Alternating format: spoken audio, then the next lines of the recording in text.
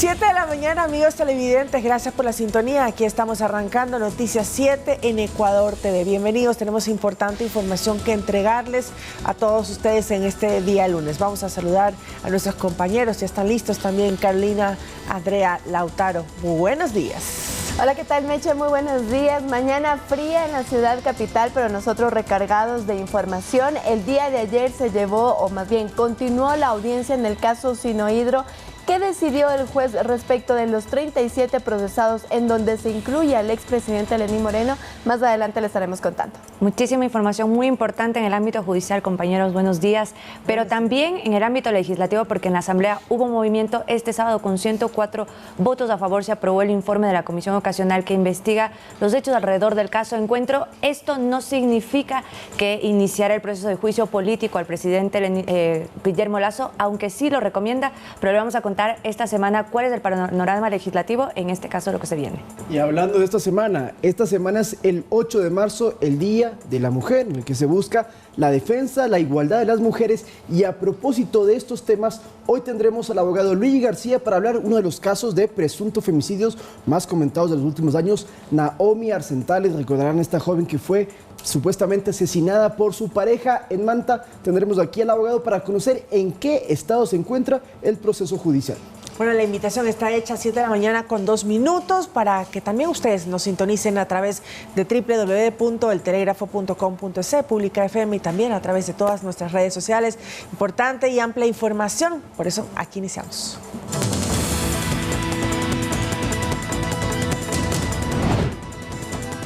Un juez nacional dictó medidas cautelares en contra del expresidente Lenín Moreno dentro del caso Sinohydro. El exmandatario deberá presentarse cada 15 días ante la Corte Nacional de Justicia del Ecuador. La Asamblea Nacional aprobó el informe no vinculante que recomienda el juicio político al presidente Guillermo Lasso. Se declaró el estado de excepción en la provincia de Esmeraldas por 60 días ante el incremento de la inseguridad. 4 personas fallecieron en un accidente vehicular en la vía Calacalí al noroccidente de Quito. Y en los deportes, en la segunda fecha de la Liga Pro, fuerte lesión de Jackson Rodríguez. Le contamos qué dice el parte médico.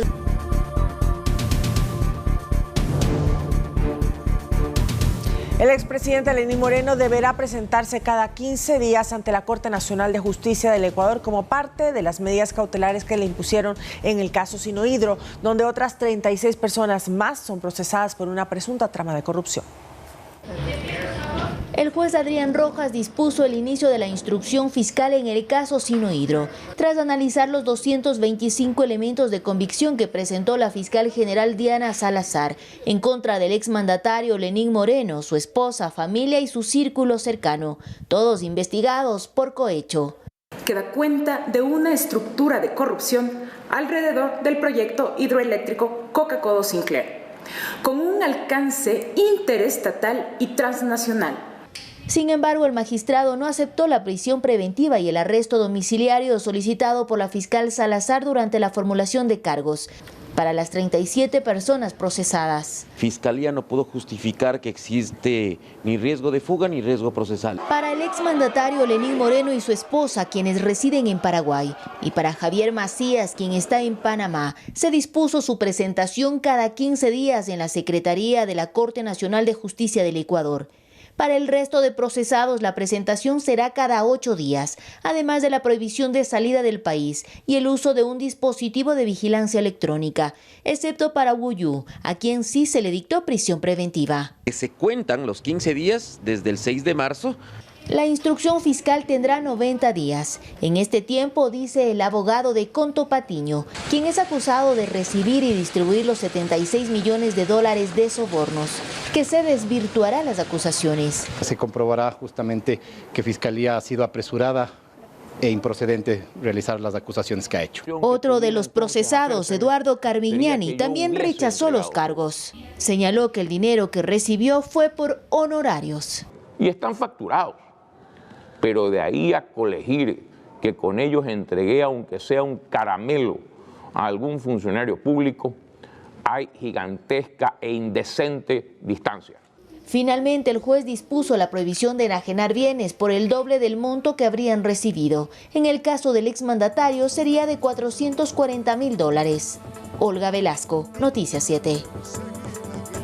Como habíamos anticipado entonces, el domingo continuó la audiencia. Ayer se tomaron alrededor de 3 horas para que se diera pues finalmente la decisión del juez. Aquí se dividieron en varios grupos: a las personas con vulnerabilidad que se encuentran con domicilio en el Ecuador, a las personas sin vulnerabilidad que están también dentro del país, y lo propio para las personas que están fuera del país, que son 14 personas.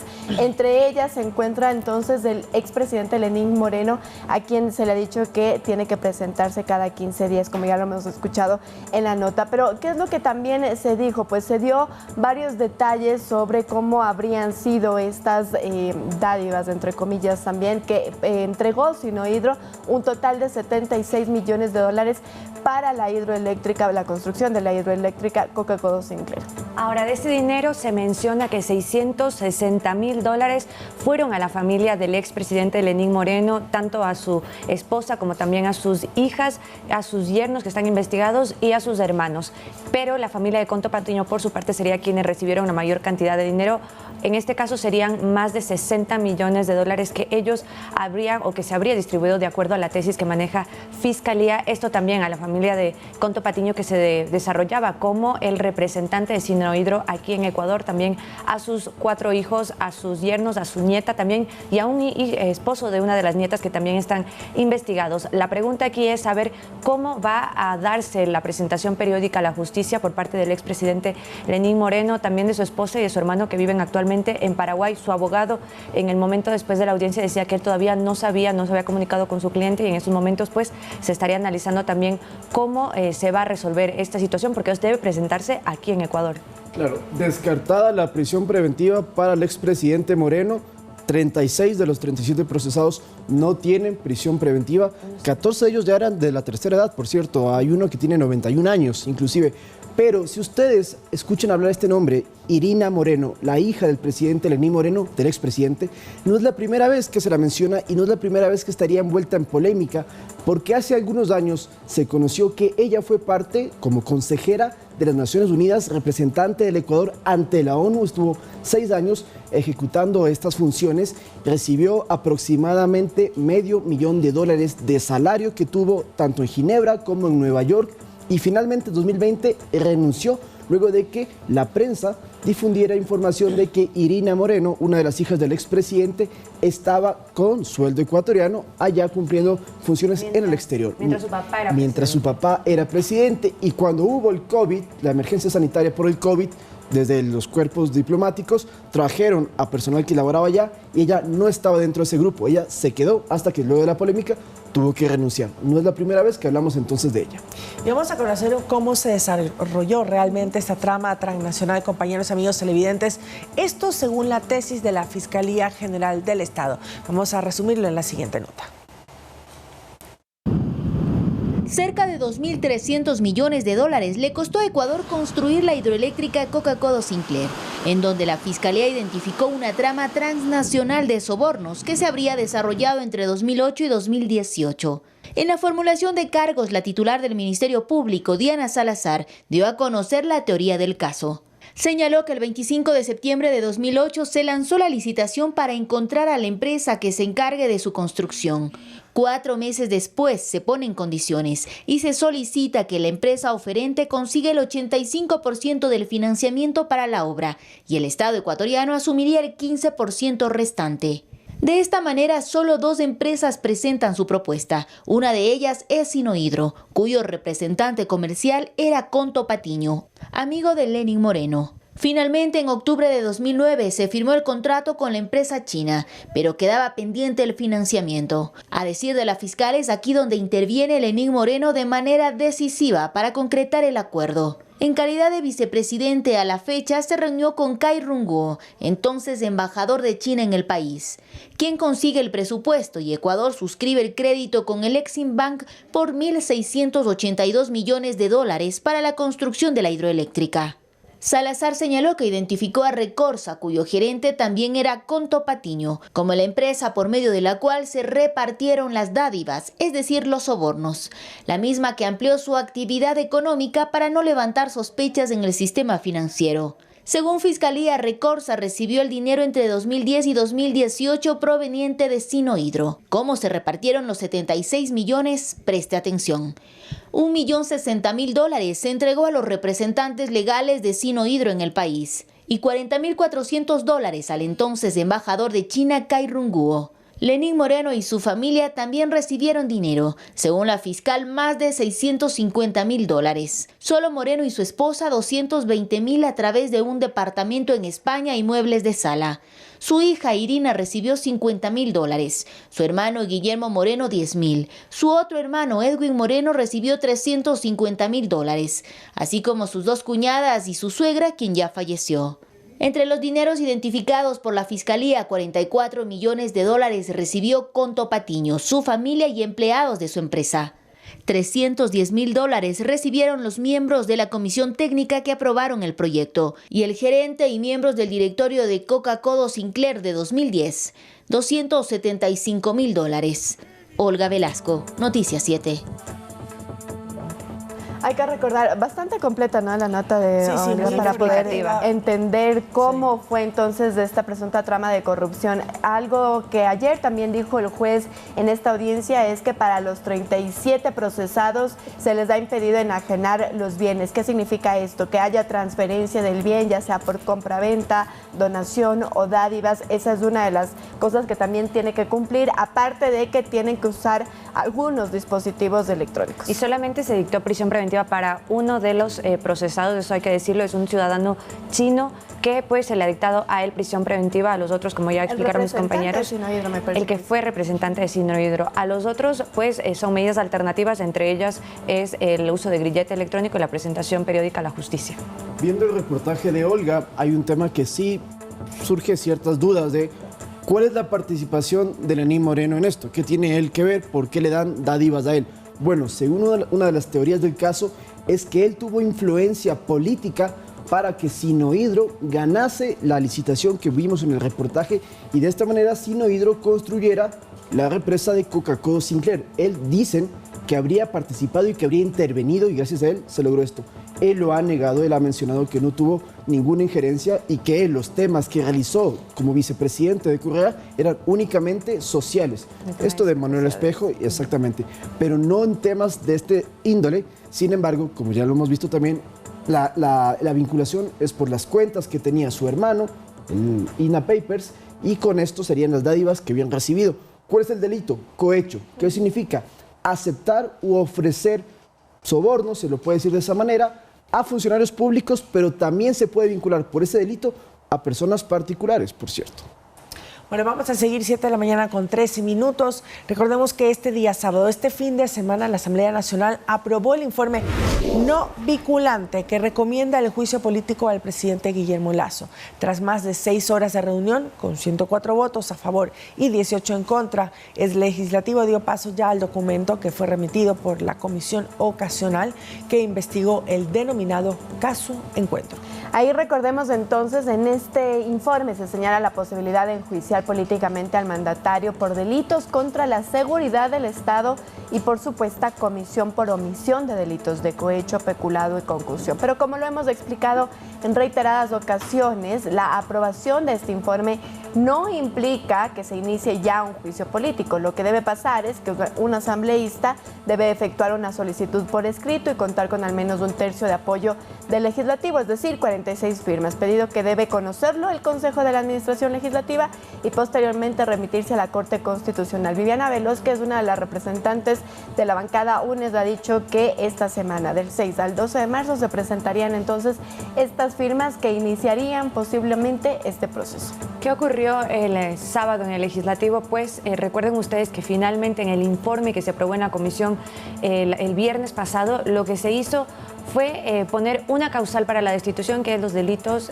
contra la seguridad del Estado. Sin embargo, dentro del Pleno Legislativo lo que hubo fue la petición de que también se agregue esta comisión por omisión como otra de las causales, así que finalmente lo que se aprobó es un informe no vinculante con 2 causales para enjuiciar políticamente al presidente Guillermo Lasso. Lo que sí pasará es que este informe será uno de los insumos que, pues, en el eventual caso que se presente este pedido de juicio político, esté dentro de las pruebas que serán remitidas luego a la Corte Constitucional para que se pronuncie al respecto. Nuevamente decimos, lo que se ha mencionado también y se ha cuestionado es el hecho de que la comisión pues no habría incluido toda la información que se recabó durante este proceso de investigación, que fue, por ejemplo, se decía por parte del asambleísta Ricardo Vanegas, es que ellos recibieron información del superintendente de compañías respecto a otros legisladores y otras autoridades que también de periodos pasados y del actual que estarían involucrados o que tendrían ciertas irregularidades a su haber, pero que esta información no fue pues puesta y entregada dentro del informe que realiza la comisión, sino solamente se limitaron a lo que es el presidente Guillermo Lasso y su entorno que está siendo investigado. Esto es lo que han dicho pues por parte de la Izquierda Democrática y de Pachacutic, es que presentarán en Fiscalía una denuncia para que la comisión entregue esta información. Y es que, por ejemplo, Vanegas es uno de los asambleístas que durante el debate dijo que él no estaba de acuerdo con que se lleve a cabo un juicio político. También lo dijo Patricia Sánchez, también de Pachacutic. Ella incluso mencionó que esto es un tongo, es decir, un acuerdo debajo de mesa entre UNES, Partido Social Cristiano, y parte de la Izquierda Democrática. 2 asambleístas de Pachacutic que hablan en contra del juicio político, pero a la hora de la votación votaron a favor del informe. Únicamente 18 asambleístas del BAN, es decir, del oficialismo, votaron en contra y 3 se abstuvieron. ¿Quién se abstuvo? Fernando Villavicencio, uno de ellos, por ejemplo. Y 12 de ellos también se ausentaron, es decir, no estuvo completo el pleno. Y hay que decirlo también, 6 horas duró el debate en el pleno el día sábado. 41 asambleístas intervinieron. Felizmente, Virgilio Saquicela, el presidente de la Asamblea, pues pidió que en lugar de 10 minutos, que casi siempre se tiene como intervención, se bajara a 5 minutos. Sin embargo, el debate también se desenvolvió en torno a la baja credibilidad que los asambleístas decían del presidente Guillermo Lasso o también pues estas encuestas que le dan también muy baja aceptación. Sin embargo, lo que dicen muchos expertos analistas es que dentro del pleno se debía debatir lo que tenía el informe y pues bueno, eso fue lo que menos vimos del día sábado. Ahora hay que mencionar algo que decía Lautaro y está muy bien explicarlo, y es porque a pesar de la crítica que hicieron los asambleístas de Pachacutic al informe y al proceso de juicio político, votaron a favor. Fue justamente, recuerden ustedes que la CONAIE solicitó a su bancada de Pachacutic, a quienes son sus representantes en el legislativo, que apoyen este proceso de juicio político, pues, y esta es una muestra de cómo funciona el poder legislativo, esta bancada específicamente de manera orgánica. Fue una decisión de las bases en que se apoye, a pesar de que hay las críticas y, como decimos, posteriormente se presentarán también denuncias en Fiscalía. Y que el informe tampoco, como ya lo dijimos durante toda la semana incansablemente de veces, no era vinculante. O sea, era un informe que el único efecto que este informe tiene es que se lo remiten a la Fiscalía y a la Contraloría para que investiguen, lo cual... Y puede ser un insumo también. Pero lo cual ya está pasando, porque la Fiscalía ya anunció que va a reabrir. Entonces, no es que esto abre ya un juicio político. O sea, no es vinculante. No es para vinculante, nada, ¿no? Y además, cuando esto ya sea una solicitud formal de juicio político, la Corte Constitucional la que dice si se lo admite o no. Mientras tanto, simplemente fue un proceso legislativo más. Incluso hay que decirlo, claro, cuando sí, se presenta la solicitud con las 46 firmas en el legislativo, se tiene que presentar también cuáles serían las pruebas para que inicie un juicio político, y esto no representaría, digamos, en ese caso la prueba. Bueno, y de hecho dicen pues que no hay el sustento suficiente para presentar las pruebas, ¿no es cierto?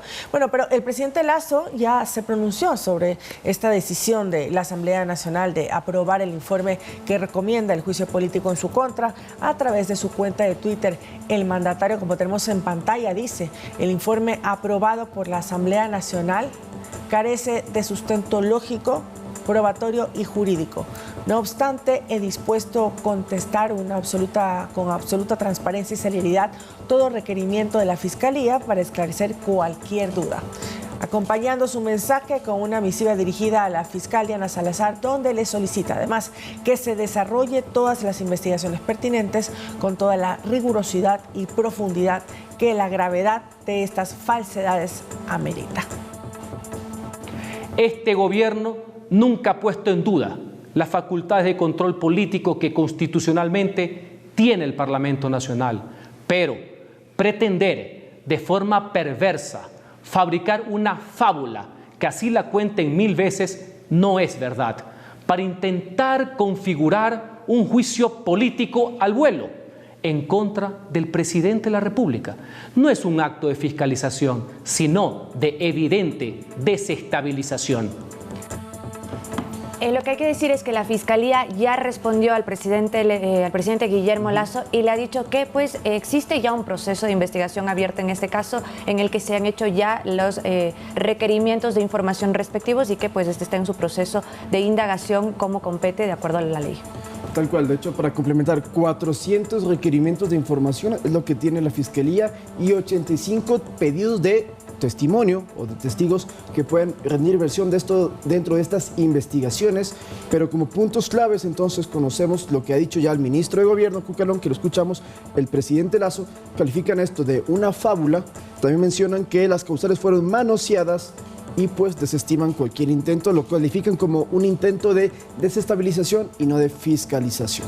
Ok, vamos a irnos a la pausa en estos momentos, 7 de la mañana con 21 minutos y bueno, vamos a conversar y a contarles sobre el estado de excepción declarado en la provincia de Esmeraldas. ¿Por cuántos días? ¿Cómo se lo va a desarrollar? Lo conoceremos en pocos instantes.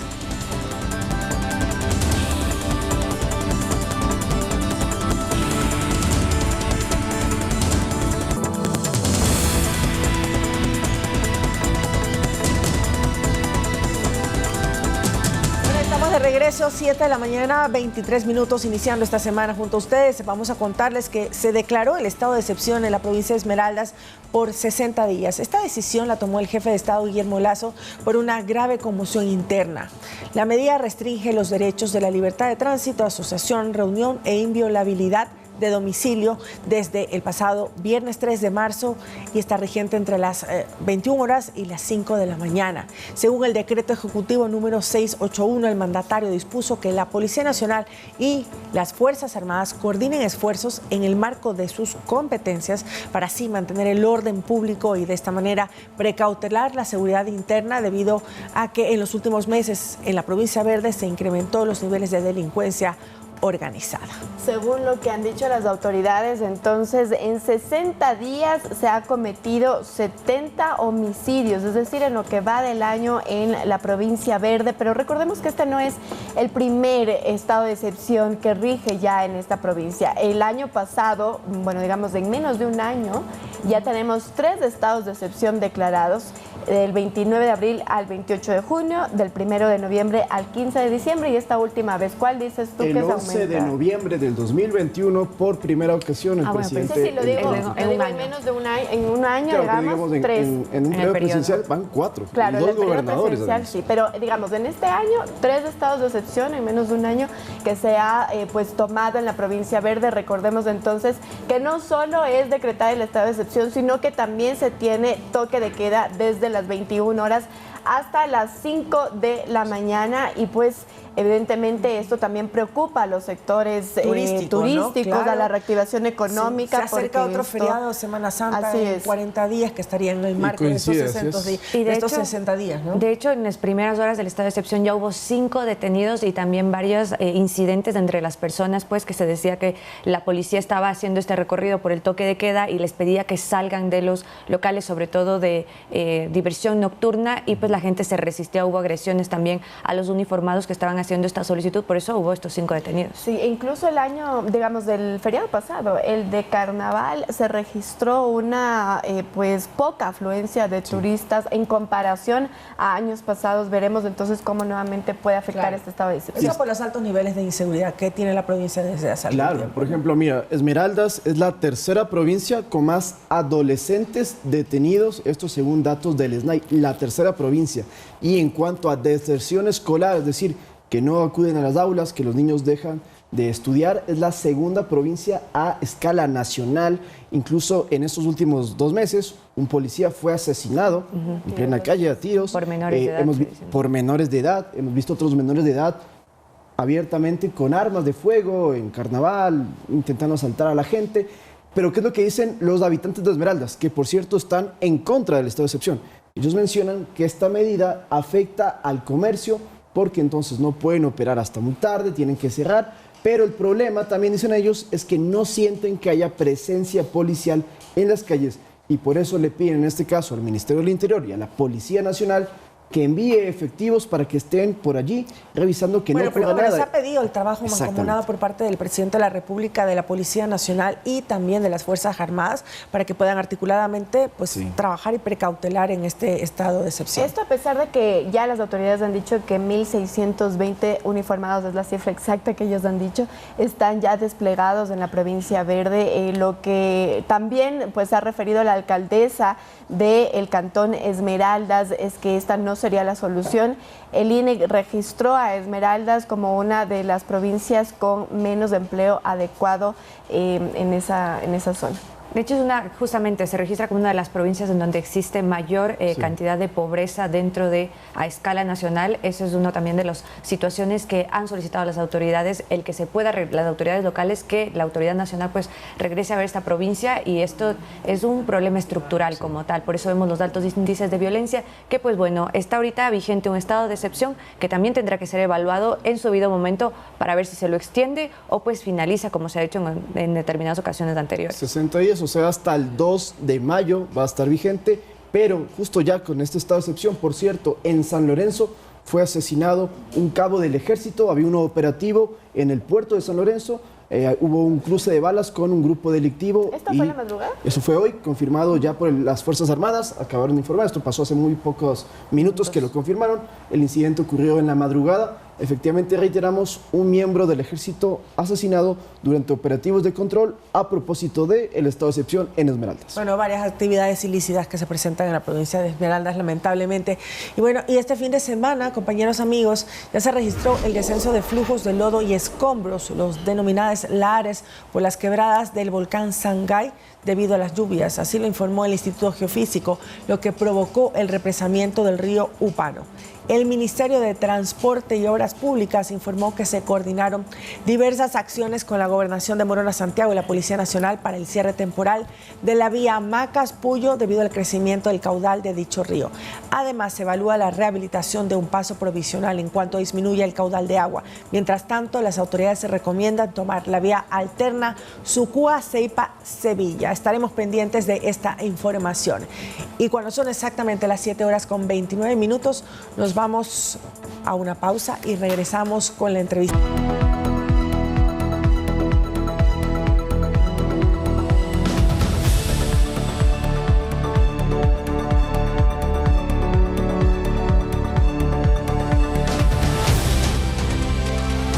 Con 31 minutos y como lo habíamos anunciado, ya empieza entonces nuestro segmento de entrevista. El día de hoy estamos con Luigi García, él es abogado defensor de la familia de Naomi Arzentales. Recordemos que fue un caso que conmocionó a Manabí, también al Ecuador, de presunto asesinato a Naomi Arzentales en el 2021. Muy buenos días, doctor. Muchísimas gracias por su presencia el día de hoy aquí. Quisiéramos conocer de primera mano cómo continúa este proceso. Buenos días. Como usted bien lo dice, el caso Naomi es un caso que conmocionó a todo un país, no solo a la provincia de Manabí. Miren, en el Ecuador hay 3 casos emblemáticos. El caso de Lisbeth Vaquerizo, el caso de Naomi Arzentales y el último caso es el de la señorita Bernal. Definitivamente son casos que marcan un antes y un después. Son casos emblemáticos. Pero las estadísticas determinan que cada 28 horas muere una mujer en el Ecuador. El caso Naomi, a raíz del momento en que se descubre ya el hecho, el cadáver en sí, la Fiscalía trató de hacerle conocer a la ciudadanía que se trataba de un suicidio. Nosotros, a través de la resolución de la Corte Nacional, que determina que todas las muertes violentas en mujeres y niñas debe de ser investigado bajo la modalidad de femicidio, presentamos la denuncia.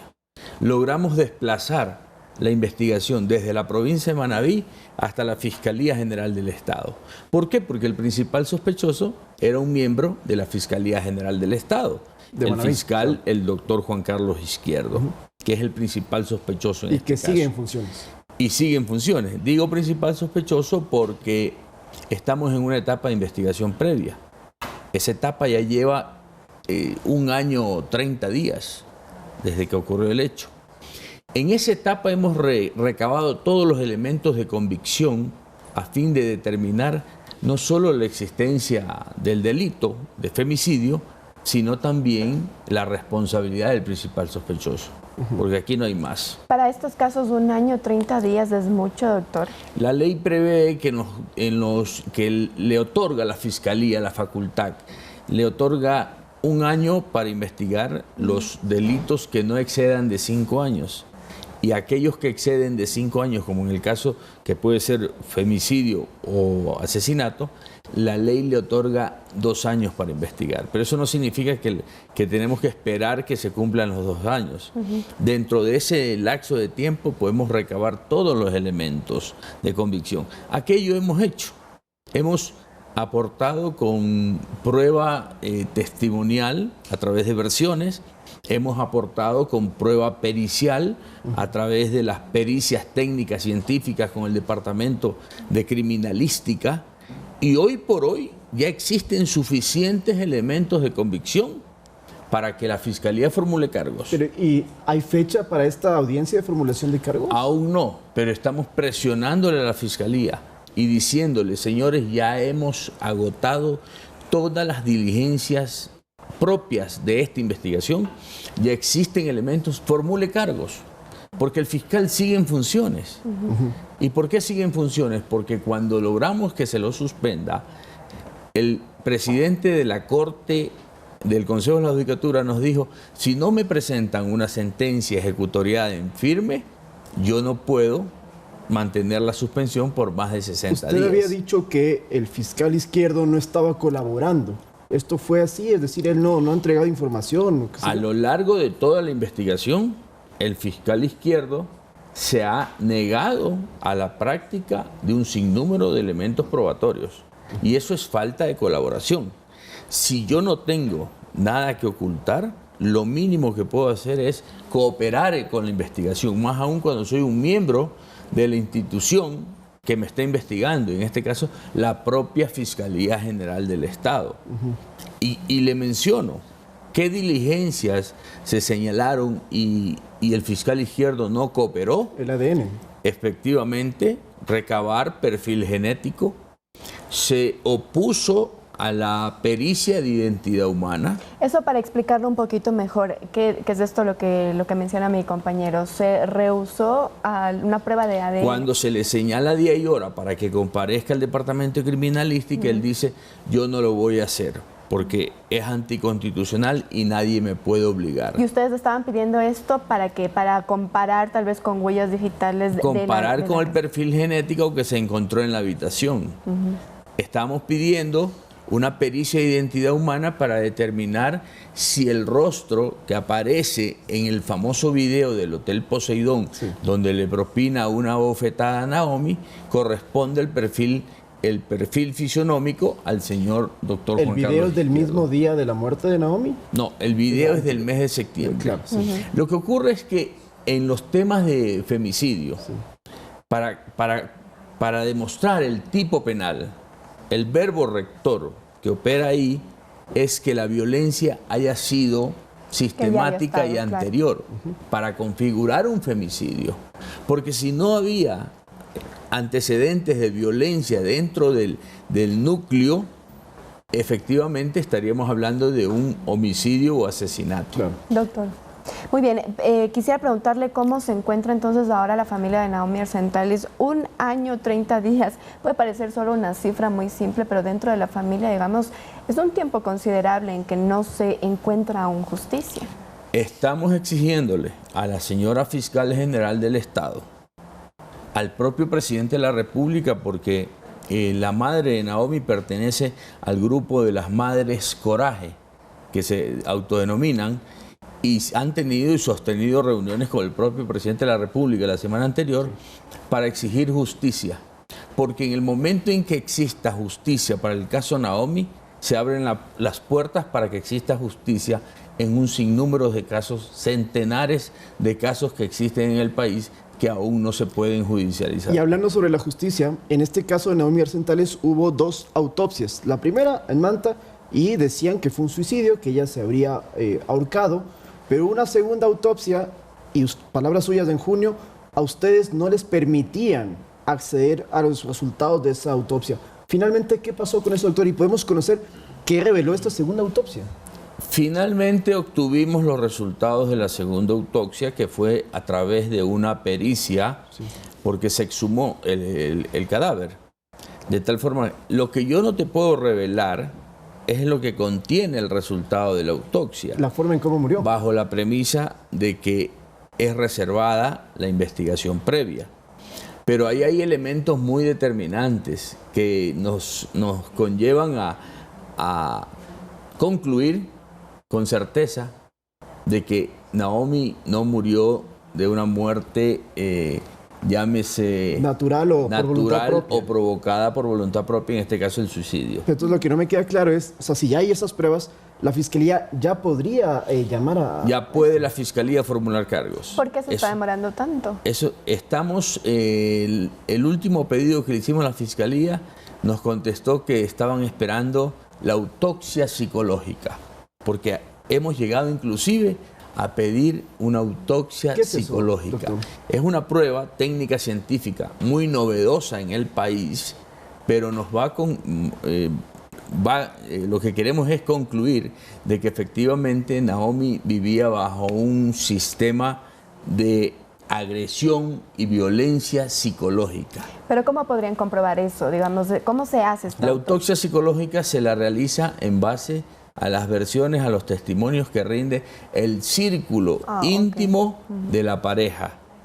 Y ahí se puede ya obtener algunos elementos muy importantes para deducir el grado de agresividad que existía al interior de esa relación.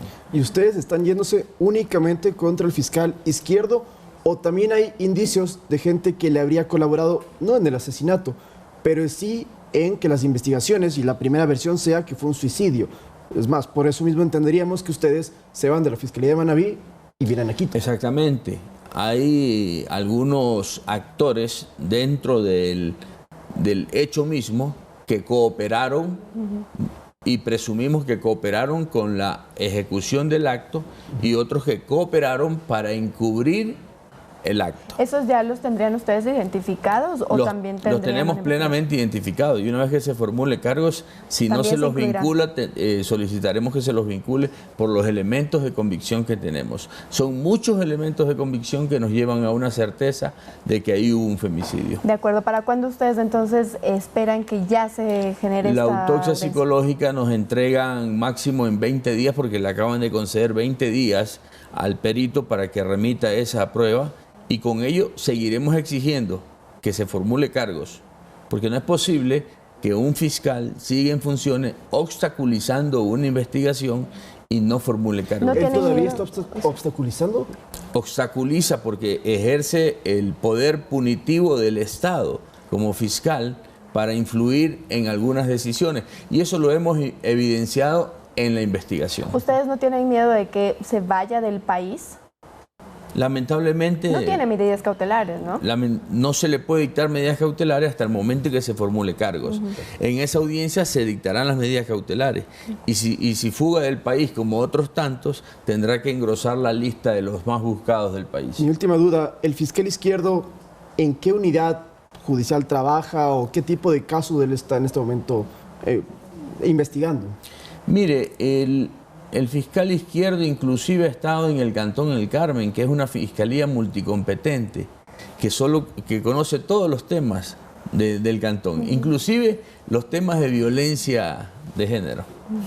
Muy bien, doctor, muchísimas gracias por su presencia. No queremos dejar pasar, digamos, este tipo de casos que conmueven y que no se pueden quedar solo, digamos, en eso mismo, en la conmoción. Doctor, gracias por su presencia, así es. Sí, es un caso emblemático. Y una vez que se formule cargos, creo que va a haber una luz al final del túnel, no solo para el caso Naomi, para muchos casos en el país que exigen justicia y es hora de que el Estado también... Y el 8 de marzo estará, me imagino, la mamá de... Estaremos en la marcha del 8 de marzo, insistiendo por la justicia que debe de existir en torno a los casos de violencia de género en el país. De acuerdo, muchas gracias nuevamente por su presencia, gracias a doctor. ustedes. Conversábamos con Luigi García, abogado defensor de la familia de Naomi Arzentales. Con esto, amigos, nosotros nos vamos a una pausa, pero quédense porque ya volvemos con más información, sobre todo deportiva.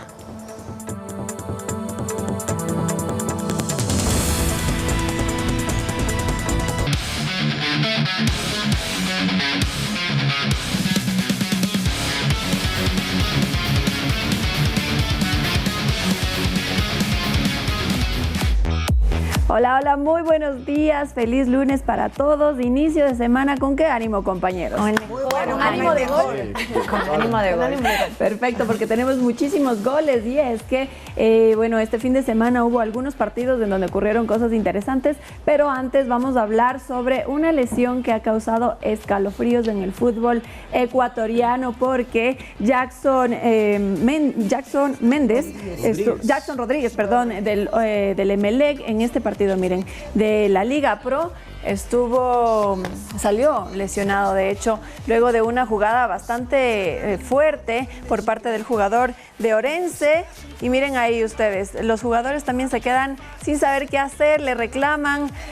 Ay, Dios mío, y bueno, más adelante vamos a leer ya el informe médico de cuál fue finalmente la lesión que tuvo este jugador, que ya lo decíamos, Jackson Rodríguez. Apenas 5 minutos habían transcurrido, miren ustedes, del partido. ¡Ay!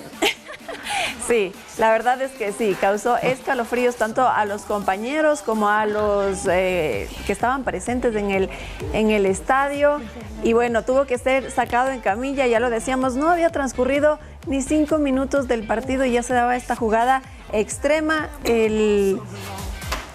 Sin dudarlo, ¿no? El árbitro del encuentro sacó la tarjeta roja para el jugador y, bueno, también algunas amarillas porque los jugadores, bueno, empezaron a reclamar. No creo que se dieron cuenta de la gravedad del asunto. Y aquí tenemos, como les había dicho, el parte médico en donde informa ya que tuvo fractura de tobillo y fractura de peroné.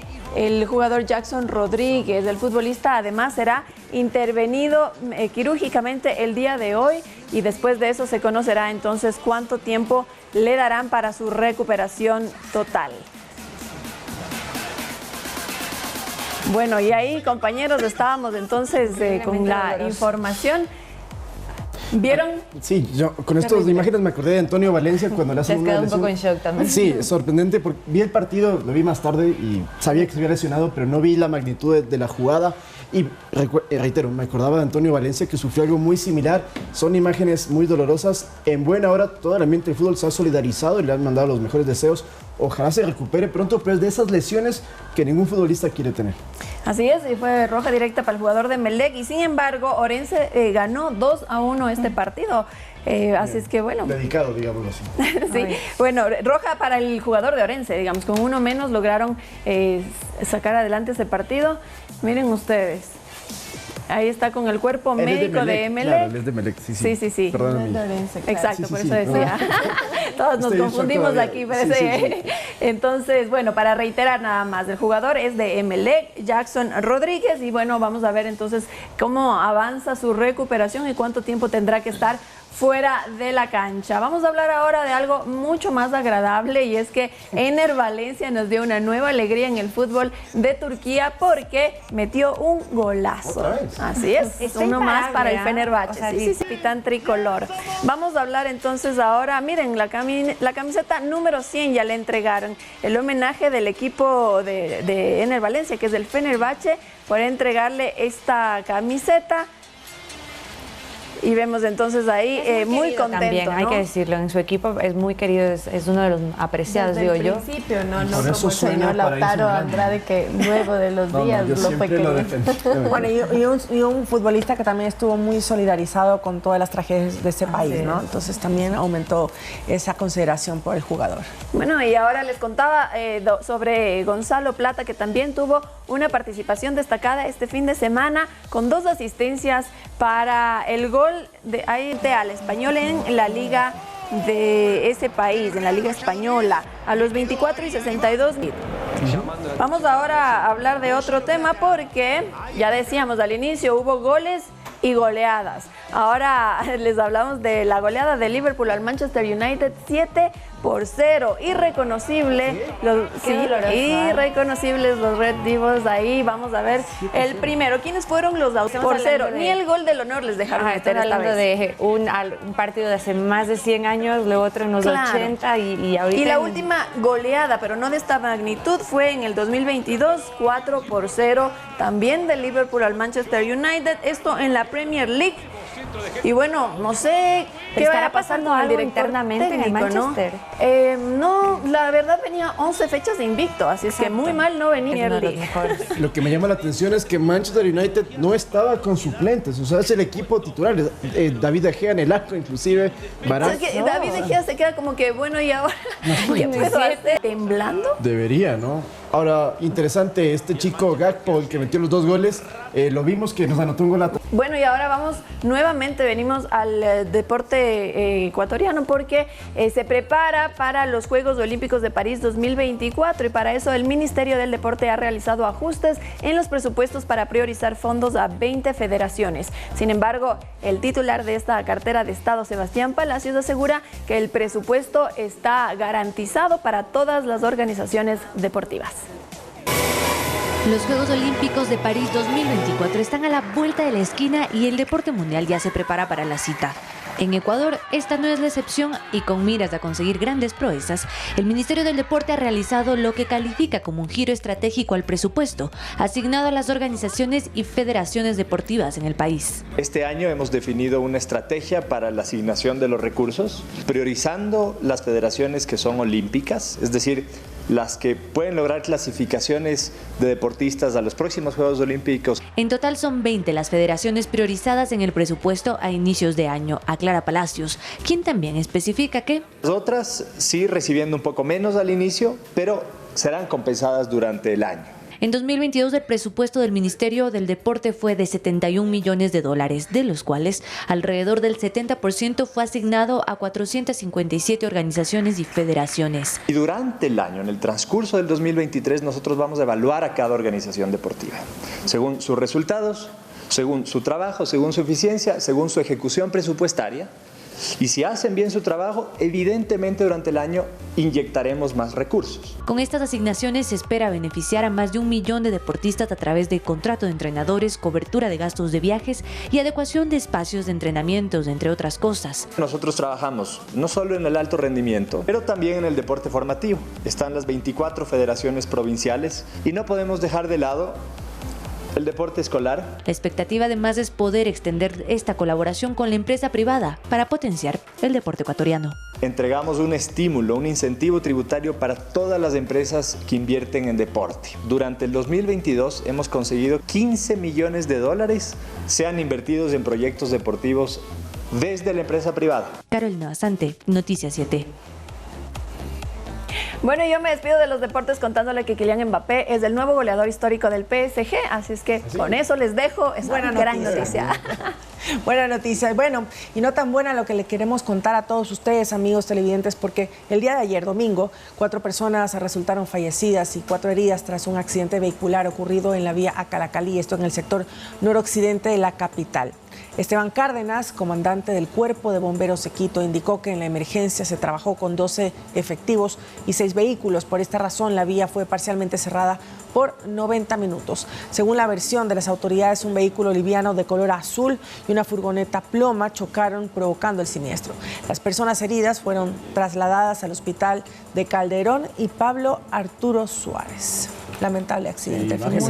Muy fuerte. Como estamos viendo en pantalla, estas son fotografías difundidas por el Cuerpo de Bomberos. Vemos como una furgoneta quedó seriamente afectada y 4 muertos. No es muy común que haya 4 personas fallecidas. Lo que se mencionaba también es que algunos no portaban el cinturón de seguridad, por eso sus cuerpos salieron expulsados. Eso es muy importante. Recuerden, amigos, siempre utilizar el cinturón de seguridad y tener todas estas precauciones para evitar estas desgracias, lamentablemente. Y ahora conducir con precaución, con esa recomendación también nos despedimos nosotros.